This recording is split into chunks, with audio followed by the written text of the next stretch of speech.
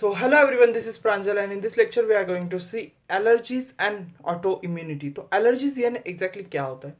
तो हम कहीं भी होते हैं तो हम ठीक होते हैं और फिर हम किसी और एनवायरनमेंट में जाते, किसी और प्लेस पर जाते तो अचानक से हमें sneezing, watery eyes, running nose, difficulty in breathing, ये सारी चीज़ें होने लगती है अचानक से। तो ये क्यों होता है? क्योंकि एनवायरनमेंट में, उस एनवायरनमेंट में ऐसे कुछ एलर्जेंस थे। एलर्जेंस वो जिसकी वजह से हमें एलर्जी होती है। तो पोलन, माइट्स, डस्ट, ये सारी चीज़ों की वजह से हमें अचानक से होने लगता है। तो ये क्यों होता है? क्योंकि हमारी बॉडी, हमारी इम्यून सिस्टम उनके खिलाफ एक एक्शन लेती है, एक एग्जैक्यूरेटेड विगरस रिस्पॉन्स देती है।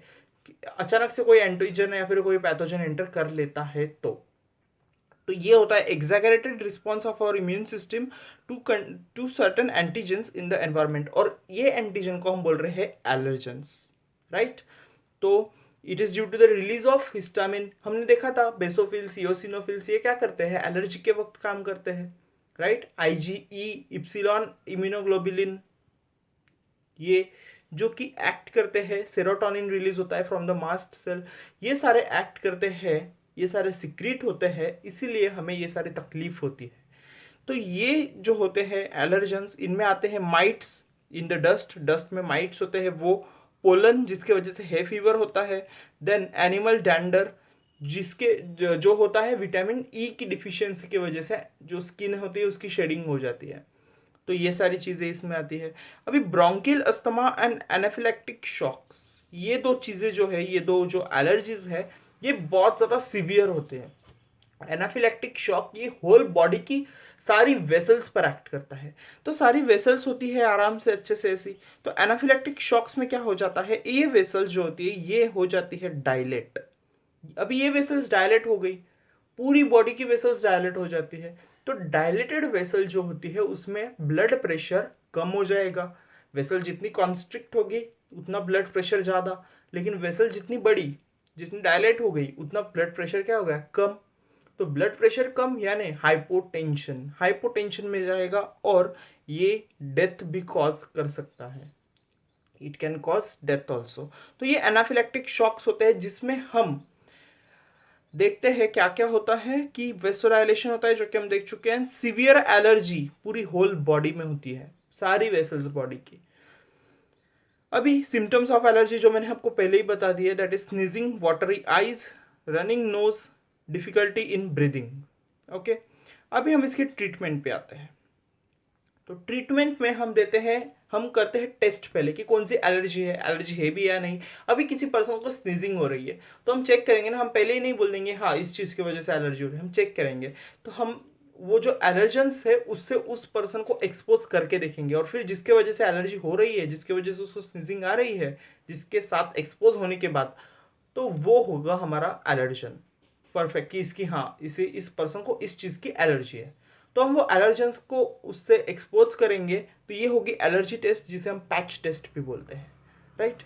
अभी एंटी हिस्टामिन देते हैं। तो हिस्टामिन रिलीज हो रहा था इसीलिए एलर्जी हो रही थी, तो हम एंटी हिस्टामिन देते जो हिस्टामिन का इफेक्ट थोड़ा कम कर दे, जो कि reduces the effect of histamine and inflammation. अभी आप एड्रीनलिन देते हैं हम। स्टीरॉइड्स तो हम इन्फ्लामेशन को कम करने के लिए देते हैं, लेकिन एड्रेनालिन हम एनाफिलैक्टिक शॉक्स में देते हैं, क्योंकि एनाफिलैक्टिक शॉक्स में क्या हो रहा था? वेसोडाइलेशन। अभी वेसल डायलेट हो रही है तो उसको कंस्ट्रिक्ट करना पड़ेगा। तो adrenaline is a strong वेसो constrictor, इसलिए हम उसे देते हैं कब? एनाफिलैक्टिक शॉक्स में। तो ये हो गए हमारे ट्रीटमेंट्स। अभी हम ऑटो इम्यूनिटी वाला पार्ट देखेंगे। तो एनसीईआरटी में एक बहुत छोटा सा पैराग्राफ दिया हुआ है ऑटो इम्यूनिटी का, वहां पर एक ही एग्जाम्पल दिया हुआ है, दैट इज रिमेटेड अर्थराइटिस। तो यहाँ पर हम ऑटो इम्यूनिटी देखते हैं अच्छे से। ये मेमोरी बेस्ड होता है और ये जेनेटिक रीजंस भी होते हैं ये होने के वजह से, ये होने के पीछे, राइट।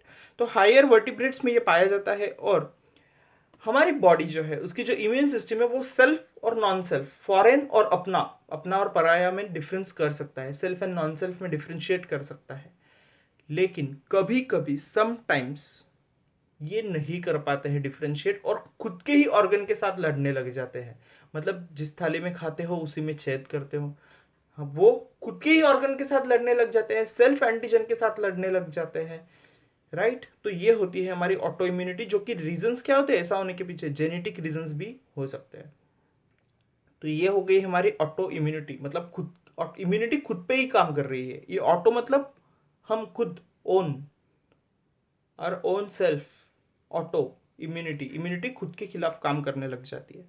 इसके डिसीज होते हैं रूमेटॉइड अर्थराइटिस, जो कि हमें एनसीईआरटी में दिया हुआ है, एक ही सिनोवियल मेम्ब्रेन की वजह से होता है, लेकिन हमें बाकी के नहीं दिए हैं, राइट, एक ही एग्जाम्पल है। लेकिन ये जो बाकी के हैं ये अदर चैप्टर्स में दिए हुए हैं, और वहाँ पर लिखा हुआ है this is auto immune disease, लेकिन ऑटो इम्यूनिटी के पार्ट में सिर्फ एक ही एग्जाम्पल दिया है। तो हम पढ़ेंगे सारे एक जगह पे। तो माइस्थेमिया ग्रेविस जो होता है वो एसिटिल कोलिन रिसेप्टर्स की वजह से होता है। अब ये माइस्थेमिया ग्रेविस जहाँ पर हम पढ़ते हैं 11th की ह्यूमन फिजियोलॉजी में, वहाँ पर उसका पूरा पार्ट देखा जाता है कि कैसे होता है, क्या होता है, ये सब। यहाँ पर बस एसिटिल कोलिन के रिसेप्टर्स की वजह से होता है, वहाँ पर डैमेज हो जाते हैं वो रिसेप्टर्स, इसके वजह से। अभी Hashimoto disease, thyroid follicular cells damage हो जाते हैं, इसीलिए होता है। एंड पर्निशियस एनीमिया में पैराइटल सेल्स डिस्ट्रक्ट हो जाते हैं। मतलब क्या, तो पैराइटल सेल्स क्या करते हैं, इंट्रिंसिक फैक्टर को सिक्रीट करते हैं, और वो क्या, B12 को डाइजेस्ट करते हैं, B12 को मेटाबोलाइज करते हैं, विटामिन B12 को। अभी पैराइटल सेल्स ही नहीं है तो इंट्रिंसिक फैक्टर नहीं है, तो B12 का कुछ भी नहीं होगा, इसलिए एनीमिया आता है। B12 कम हो जाता है हमारे बॉडी में, क्योंकि वो एब्जॉर्ब भी नहीं हो रहा है B12, इसीलिए एनीमिया होता है, दैट इज पर्निशियस एनीमिया। तो ये भी एक ऑटो इम्यून डिसीज ही है, पैराइटल सेल्स को खुद डैमेज कर दिया है हमारे इम्यूनिटी ने, इसलिए। तो ये हो गई ऑटो इम्यूनिटी का पार्ट और एलर्जी का पार्ट, जो कि हमने पूरी तरह से कंप्लीट कर लिया है। I hope you got it and we will meet in our next lecture. Stay tuned, thank you and subscribe to my channel. Thank you.